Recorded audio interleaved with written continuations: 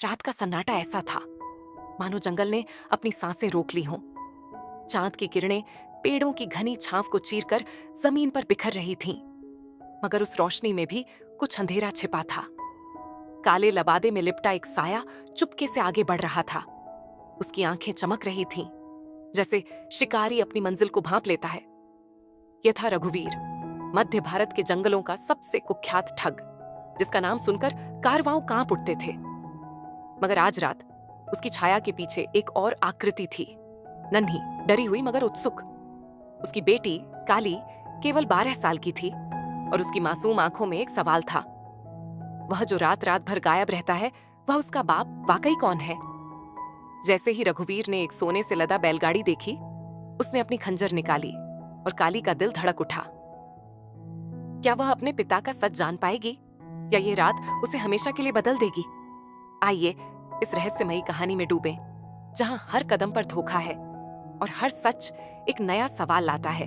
काली ने अपनी सांसें थाम रखी थीं। वह एक मोटे पेड़ के पीछे छिपी थी। उसकी छोटी सी काली चुनरी हवा में हल्के से लहरा रही थी। सामने रघुवीर अपने साथियों के साथ बैलगाड़ी को घेर रहा था।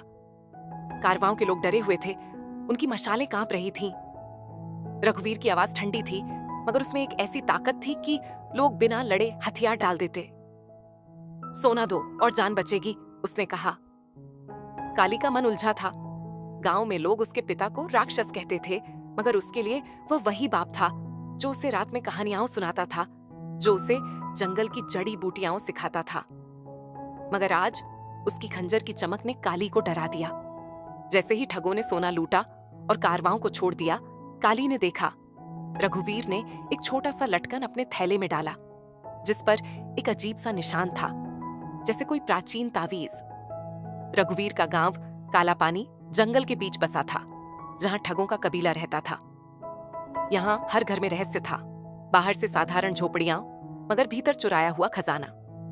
काली की मां राधा सालों पहले मर चुकी थी और रघुवीर ने काली को अकेले पाला था। गांव के बच्चे काली से डरते थे, उसे ठग की बेटी कहकर चिढ़ाते। मगर काली में एक जिद थी, वह अपने पिता का सच जानना चाहती थी। अगली सुबह काली ने रघुवीर के थैले से वह तावीज चुरा लिया। ये एक चांदी का लटकन था, जिस पर एक सांप का निशान था और बीच में एक लाल मणि जड़ी थी। काली ने उसे अपनी चुनरी में छिपाया और जंगल की ओर भागी, जहां बूढ़ा साधु बाबा गोपाल रहता था। बाबा को जंगल के सारे रहस्य पता थे। बाबा गोपाल एक गुफा में रहते थे, जहां दीवारों पर प्राचीन चित्र बने थे। काली ने तावीज दिखाया और बाबा की आंखें सिकुड़ गईं। यह काल सर्प का प्रतीक है, उन्होंने कहा। सैकड़ों साल पहले ठगों का एक कबीला इस तावीज की रक्षा करता था। यह मणि शक्ति देती है, मगर इसके साथ एक शाप भी है।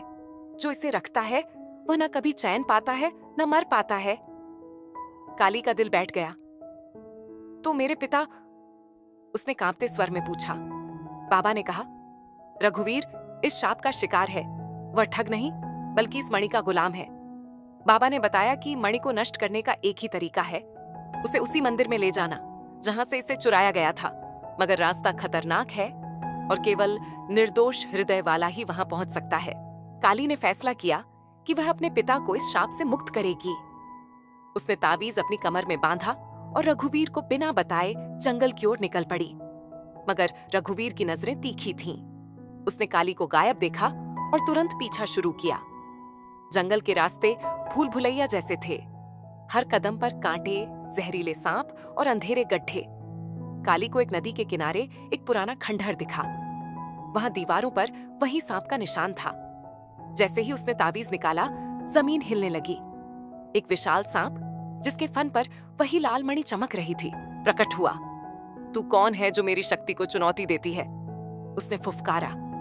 काली डर गई, मगर उसने हिम्मत नहीं हारी। मैं काली, रघुवीर की बेटी, उसने कहा। मैं अपने पिता को आजाद करने आई हूं। सांप हंसा। तेरे पिता ने मुझे धोखा दिया। वह मणि का रक्षक था, मगर उसने इसे चुराया। अब वह मेरा गुलाम है। सांप ने काली को चुनौती दी। अगर तू मंदिर तक पहुंच गई तो मणि नष्ट हो सकती है, मगर रास्ता तेरे खून से रंग जाएगा। काली ने तावीज कसकर पकड़ा और आगे बढ़ी।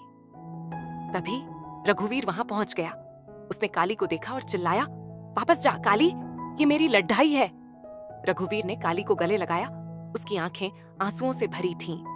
मैंने ये सब तुझ तक ना आए इसीलिए किया, उसने कहा। मणि ने मुझे ठग बनाया, मगर मैं तुझे नहीं खो सकता।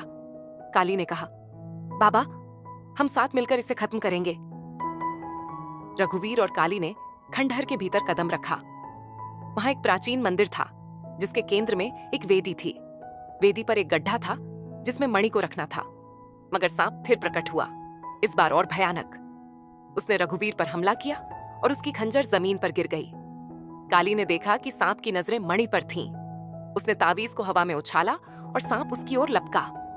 उसी पल काली ने रघुवीर की खंजर उठाई और सांप के फन पर वार किया। सांप चीखा और उसका शरीर धुआं बनकर गायब हो गया। मणि जमीन पर गिरी और काली ने उसे वेदी के गड्ढे में डाल दिया। एक तेज रोशनी फैली और मंदिर हिलने लगा। रघुवीर ने काली को कसकर पकड़ा और वे बाहर भागे। जैसे ही वे बाहर निकले, मंदिर ढह गया और मणि की रोशनी गायब हो गई। रघुवीर की आंखों में एक नया सुकून था। तूने मुझे बचा लिया काली, उसने कहा। काला पानी लौटकर रघुवीर ने ठगी छोड़ दी। उसने गांव वालों से माफी मांगी और चुराया हुआ खजाना लौटाया। काली अब गांव की हीरो थी। उसने बाबा गोपाल से जड़ी बूटियां सीखी और गांव में एक छोटा सा औषधालय खोला। मगर कुछ सवाल अभी भी बाकी थे। क्या मणि वाकई नष्ट हो गई थी या उसका शाप अभी भी जंगल में छिपा था?